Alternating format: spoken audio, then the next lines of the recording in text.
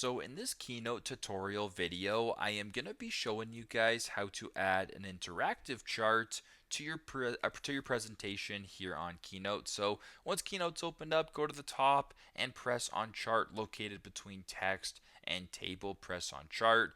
Make sure that interactive right here is selected. Now what you can actually see is 4 different interactive charts at your disposal. So you can go ahead and add this one right here. You can go ahead and I'll just show you guys another example right here of this one, just like this. So what this basically does mean is that if you change the data here, you can basically slide this bottom bar to different spots to see kind of how the chart or how the graph changes, just like that. As you can tell, it's the exact same way. So very simple, very straightforward, but that is how to edit, or sorry, how to add an interactive chart to your presentation here on Keynote. Thanks again for watching, and I hope this video helps.